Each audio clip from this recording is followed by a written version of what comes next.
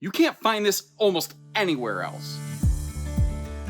Hey everybody, Josh the RV Nerd with Bish's RV. You'll never guess where I am today. Taking a look at this big Sprinter with this crazy quadruple double bunk system. Years and years ago, this was actually originally first pioneered, shockingly, by the Keystone Passport series. But Sprinter adopted it. And when Sprinter went wide body, basically what I can tell you is Sprinter is really good at doing really weird stuff different ways. Like, they make the same floor plans everyone else does. If you want a triple slide rear living room, you want it wide body, they make it. If you want a middle bunk bonus room fifth wheel with a loft, they make that. But then they make all this other stuff that no one else even dreams of doing. And this is when I have the most fun because, oh my gosh, I see the same things all day, every day. When I get a chance to see something even halfway different, I'm like, yes. So what we're looking at here, this is something where, like, you look at it and you might say, man, that's a really small living room considering how many people you could potentially rack, pack, and stack into this thing. So you figure you have sleeping easily for 4 separate kids, plus who's ever in the front bedroom. But if they're littles, you might be able to double them up a little bit here and there. But you're like, the living room only has 1 couch and a normal dinette. Can you even fit everybody there? I don't know that you have to. I think if everybody's stuck inside this thing on a rainy day, I don't know that the kids are going to want to leave that room because they have their own individual bat caves, basically, where they have their own lights. They have their own USB plugs. They can keep themselves occupied in their own ways. And it's a bath and a half, which is really great for something that can have this many butts in it effectively. But the thing is, Sprinter isn't trying to be the fanciest belle at the ball. This is an RV brand for someone who still maybe punches a clock for a living, who still is working for a company who doesn't own the company. It doesn't do all the razzmatazz luxury stuff. It's a big RV for big families who need lots of space, but who aren't on a luxury retirement budget. So they go about it in a little bit different way. Now, because this is such an unusual RV with a weird layout, I want to go about it in a different, unusual sort of way. We're not going to start in the living room. That would be boring. That would be a little too easy. We're going to start back here. First of all, freaks people out, you have a second door straight to the bathroom. If you notice, though, this was surprisingly fluffy friendly. I did not expect to find that kind of space around the toilet. That was a nice, pleasant surprise. The thing is, it has this weird mini loft above the half bath, which means there is no form of ventilation back here. So if one of your kids blows up the bathroom, I guess you got to open the outside door to share the love with the neighbors. But moving on from there, this is really the signature calling card of this floor plan. So this is where I wanted to start first. There's almost nothing else like this out there. Okay, so if the windows are eyes and the bunks are sort of like a mouth, doesn't it sort of look like Freddy from Five Nights at Freddy's? Am I crazy? It looks like Freddy, what's his name? Fazbear, something like that. Anyway, sorry, squirrel, I got distracted. We have quadruple double bunks. Now, if you notice, both the upper bunks have their own ladder, getting the kids there. And all 4 bunks have their own lights and power outlets, which is very cool. Now, you couldn't see the outlets on the bottom bunk because they're on the right-hand side where I can't get an angle on them from here. This RV also has, you see centrally ducted air back there, and I think that's an optional additional air into this bedroom. I don't see Sprinter RVs as much. So a couple of those little details will elude me at times. Our local team, like our team in Anderson, Indiana, is probably the best equipped and best capable of answering specific detailed questions like options for you. I do know that these are all AccuSlide cable slide systems. And because this quadruple double bunk is so freaking large, they have room for a lot of extra wall space, meaning like extra big windows, and a lot of additional storage that other things kind of wouldn't. Now, I kicked my shoes off and I climbed up into this bunk to kind of get the kids' perspective on this. Now, if you notice, there are TV hookups on top of that counter right there. They're right in front of the window. But, you know, if you put like a video game system or something in here, the kids would probably be more interested in that than the TV. So, or than the window rather. So you're going to have to decide what you want to do. What I wanted to showcase is what's going on up here. And as long as I'm standing, well, crawling on the bunks, I can look up here. The thing is, I don't know what I'd use this for. I mean, it's not a sleeper.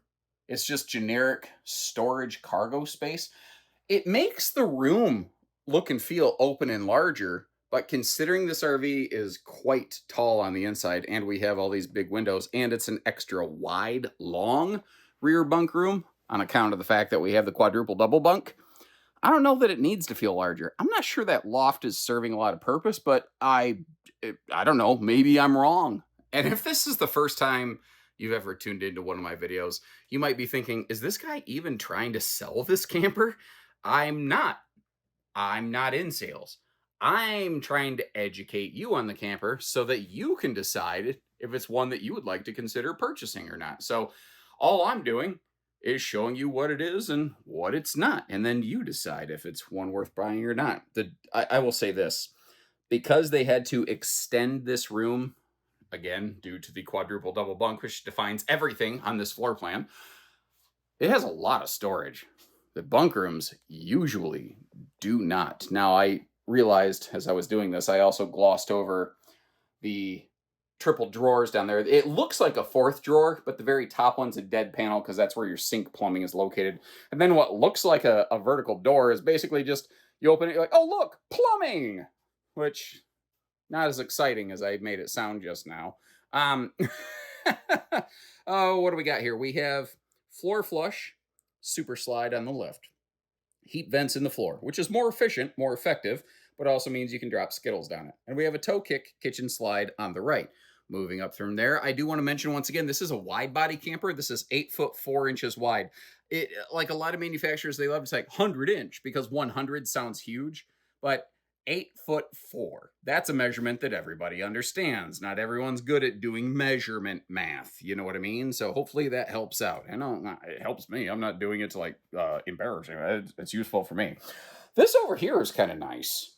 The table being bracketed to the wall so that it doesn't have knee knocker posts. I like that. I like that a lot, actually.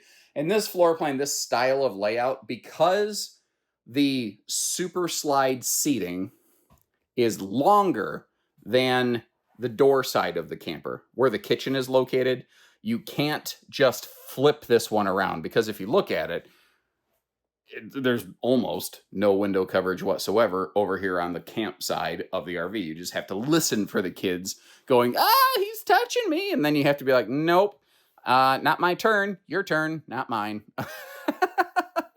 Up top here, you got that big XL vent fan. I'm wondering if we'll have another one of those in the bathroom because the half bath didn't have any kind of fan. So to give you your bearings, where we're standing currently is like the primary front entry door, the normal living room entry door. So if you were shopping for this RV, this is probably where your adventure would start. I started us in a very different location right here. The that's almost like a terracotta colored furniture. My cameras struggle sometimes with things that have any level of brown tone. I don't think it looks bad. It's just different, but some people like different, some people don't. Like a little terracotta, a little copper in there. Terracopper. Oh, it's not even that funny. The television does... hold on, let me make sure. Because I see it's strapped down, so I was making an assumption. I don't want to do that. Yes, okay. The TV does pivot around. So if you want to make the TV face straight toward the sofa, you could do that. Got that mirror front Tootsie Toaster down below. A lot of people have expressed that they do not like the look of these mirror front fireplaces. When they're clean, I think they look really cool. But man, they show every fingerprint possible if you touch them. So I could see in a family RV some folks not preferring that. Looks like we have thermal foil counters all the way through here. And I will say the kitchen prep space is fairly limited. The storage is okay. Although having 8 drawers total in the kitchen is nothing to sneeze at. That's not terrible. I kind of wish they wouldn't have put the shelf down here. I get that more storage is useful. A spot for wastebasket could be handy, but I'd probably just set a trash can next to the island and call that good. Man, the pull-out sprayer on this faucet almost looks like something out of a Craftsman tool set, doesn't it? Again, the TV can pivot around. No sense in just talking about it. We're watching a video to see it, after all. It's a 16 cubic foot, 12-volt compressor fridge. This is a big residential-sized microwave. It's not convection or anything like that, but it is a nice big microwave. And that, I just kind of noticed, that's a larger, 22-ish inch oven instead of the normal 16-inch Easy Bake oven a lot of RVs have. Moving on from there, actually backing up a little bit, you haven't seen a pantry so far. That's actually something this kitchen does very well. You figure if you got an army of kids in here, you're going to need a lot of food for them. Now, the thing is, with very limited kitchen countertop prep space, this might be an RV that's going to be a little bit better served with a lot more microwave use or more cooking outside. Like maybe you do some light prep work in here and then you do the majority of the cooking off the campsite fire pit or something like that. Also, I realize I failed in this weird way I'm going about this to actually just showcase the theater seat real quick. That is obviously a hard fixed arm. With that armrest open, if you rotate your screen 90 degrees to the left, it kind of looks like a guy going, "Ah!" But yeah, sorry, that's just the way that I see it. In case you're curious what these wires are, if you didn't notice, there is a wireless charge pad built right into that thing, which I think it looks really cool, but unless you have, I have, if you have any kind of pop socket or ring holder or something on your phone so you don't drop it all the time, can't really use the charger unless you pop that stuff off, and depending on your phone case, that's not always an easy thing to do. Now, again, I want to kind of mention this RV. Ooh, I don't like this. I don't like that depending on where you're coming from, you have to kind of weave around that bathroom door. Okay. But this RV, again, is, I'm going to call it the Larry Lunch Bucket Jane 6-pack special. What I mean by that is nothing derogatory. What I mean is that this is not the luxury retirement thing like a Montana. That's why it doesn't cost near what a Montana would cost. This is an RV designed to give you maximum space and all the daily function features without the mega RV luxury budget. So this bathroom's pretty bare, pretty plain. Now, overall, toilet space is fine. I was actually very happy with that again in the half bath. They've just left the linen storage open because, again, a little bit of budget savings there. And there's no flashy razzmatazz, nothing going on in this shower. Just a plain white shower. And actually, it's so plain, my camera's like, what do I even focus on, dude?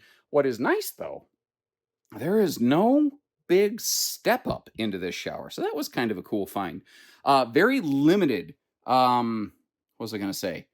Medicine cabinets. Well, no medicine cabinet space. You're going to have to keep a medicine drawer in here, depending on what you need.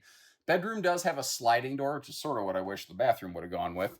Again, beat a more basic rig. We don't by default have a TV on the wall over here. Now, again, if you've been keeping track, you have the ability to outfit the Sprinter with 3 air conditioners, which is what we're looking at today. So all 3 of these, which one are those? That's the Coleman unit. Okay. All 3 of these are all hooked into the centralized system. I had to kind of eyeball that. There's always slight new differences and variances and everything coming around here. You can get a queen or a king bed. Today we're looking at the 70 by 80 RV king bed right here. Here, hold on. Let me pop that up for you. Queen bed sized below, which seems to be very industry standard. If you watch a lot of my fifth wheels, you hear me say, oh, it's a king bed, but it's queen capable, blah, blah, blah. Well, it's true. It's just that a lot of RVs do that. We are prepped here for combo or stackable washer dryer, by the way. If I get this bed, hold on, let me squeeze around it and push it down a little bit. Get this bed out of the way, show you the wall opposing the bed space here. Triple dresser drawers. Those are big, wide dresser drawers right there. So, you know, if you have the larger shirts and pants and boots and pants and boots and pants, you've got a spot for those. Now, your bunk room, your living room, and your front bedroom that we're in right now all have dimmable lighting. So if you want to kind of take the bite out of the things in the early mornings and the late evenings, pretty easy to do. Oops. It occurs to me, you should have, not you, I should have closed the washer dryer closet door before closing the bed slide. But hey, here we are. Now, we've already kind of seen from the hallway, we get to the bedroom and the bathroom. Let me get downstairs. I'm going to start actually snaking my way around. One of the tricks with this floor plan is that when the slide's closed, you're going to lose the fridge. There's just no other way around it here. Let me give you just a quick view of that. Now, one of the other things here, I don't do this a lot. I think it's this one. Nope, wrong one. Okay, out. There we go. If you can deploy the stable steps, you can probably open this kitchen slide. And that can regain access to the refrigerator, the sink for some quick snack stops. But it means you do have to operate a slide. Sorry for that little light flicker. I tried to let go of the switch before that happened. I know that that is problematic for some folks. Here's what I mean. That's a shallow kitchen slide. Obviously, the steps stick out much further. If you can open the steps, you can probably get to the kitchen, get to the fridge, but not by default. Now, when it's closed, obviously this half bathroom is also available. And you look at it, you're like, oh, sweet. We could tell the kids to get in here and get in the bunks. This is an AccuSlide system. One of the downsides of this system is that you should not be occupying it while it's retracted. So different slides have different advantages, different drawbacks. One of the benefits of this is that it is a very lightweight system that supports very big, heavy, deep slides like this. And that's a hard combination of features to find, but everything has pluses, everything has minuses. I don't think that there's one best one. I think there's the one that works best for you. And if you appreciate that little difference and not trying to tell you this is the best or that's the best and letting you decide, maybe tap a little like button on the video or whatever. And let me mosey my way back up front. We'll talk about towing and whatnot. Now, one of the things I found kind of interesting here, the 16 to 17,000 pound GVW didn't shock me. The 3,300 pounds of cargo capacity did, in a very pleasant way. There's kind of a problem in the RV industry where way too many RVs, fifth wheels and trailers, and frankly, even some motorhomes, do not have enough cargo carry capacity. I don't think this is one of them. Frankly, I think what's happening here is because, again, Sprinter is going bigger, but basic. They don't have all the extra things and maybe extra cabinetry from floor to ceiling in certain areas or something like that some other brands would. The thing just don't physically weigh as much. And that means more cargo. The less it weighs, the more cargo you have. But because this thing is the USS Sprinter and it's absolutely massive, they were able to put 2 very generously sized awnings on this thing, and they didn't try to bury one over the top of that slide, which is kind of cool. You know what I mean? The speaker location, in my opinion, sucks. Oh, man. The only people who are going to get a good enjoyment out of those speakers would be the kids in an upper bunk in the camper next door. Now, this pass-through, it doesn't look terribly impressive. It's nice and wide. It's not super tall. But I actually think it is functionally equivalent to even the huge drop frame storages out there because you tend to put storage stuff side by side. You don't tend to stack cargo in a basement area on top of one another. So I think it's actually perfectly fine. That's another area where they saved a ton of weight by not going to a drop frame chassis. The propane quick connect here, if we're going to do some outdoor grilling. There's Dad's medicine cabinet, little mini fridge in the very back of the RV, so that's about a mile away because this thing's huge. The underbelly. They call it thermal package. It's enclosed. It's forced air heated. I think there's radiant barrier layering. Extended season is really the word. Seems like a lot of brands are adopting these new composite stable steps, which I'm okay with. They're lighter weight, and as a person who flips a crap ton of these up and down every year, I'm happy to see it. One thing I want to mention here, the main entry door on the right, well, first of all, I think it might be a little bit wider. That also just might, let me get straight on with these. That might just be, no, okay, that was just a trick of perspective. They're the same size door. But the door on the right, no problem. If it swings all the way open, no problem.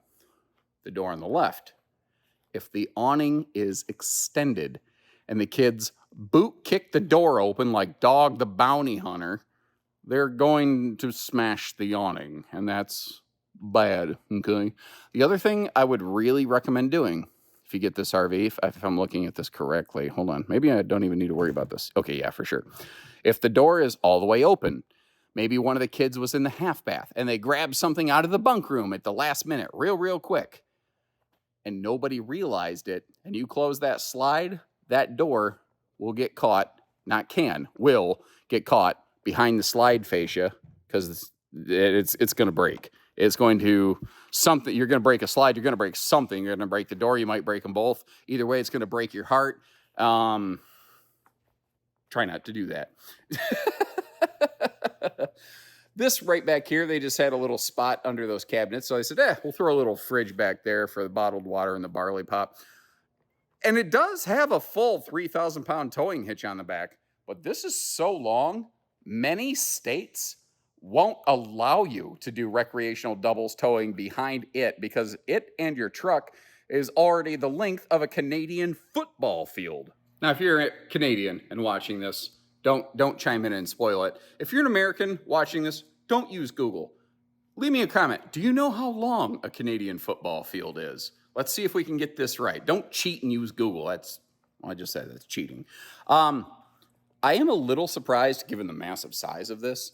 It is a 4-point electric auto leveling only. I don't believe they offer anything else. I am not at all surprised to find that they have separate sewer outlets because we have a full super slide of space and the running gear between the two bathrooms. But this RV does have, oh, dude, that's way under the slide. Don't like that. It does have, dual sewer hookups. Is there, where's the, okay, I can kind of see it. I'm looking for the pole handles. I'm wondering if they're, okay, so the poles are more easily reached than the actual sewer outlet. So if you have on-site sewer, you'll want to hook that up before you open your slides, and then you can reach the pole valves far more easily. On-demand water heater, small but effective enclosed docking center right here. And you may have noticed these are cable slides all the way around. That's actually probably one of the things that is keeping this RV lighter weight. If this had rack and pinion slides, it would weigh a chunk more. Now, some people may still prefer that, and Sprinter's not gonna, to my knowledge, change anything anytime soon. I could be wrong. Maybe there's something I don't know, but that is what's helping us get that extra cargo capacity right now, which is taking extra stress off a lot of your structure. Now, I think this is only like the second new Sprinter I've ever had a chance to record. I'd be kind of curious. What do you think about them in general from what you've seen? Is there some feedback we can give to the factory? Where are they nailing it? Where are they failing it? Also, is there a Sprinter model you want me to get on my hit list? I can try to make that happen for you. And short of that, if you like what we're doing, hit that subscribe button. We'll see you the next time around. Oh yeah, plus there's a link down there for pricing availability. If I remember, I'll dig up the link to the other Sprinter that I've gone through to show you another layout or something like that. But yeah, let me know what you think about them. Till next time, take care. Stay safe, have fun, and Cappy Hampin', everyone. Huh.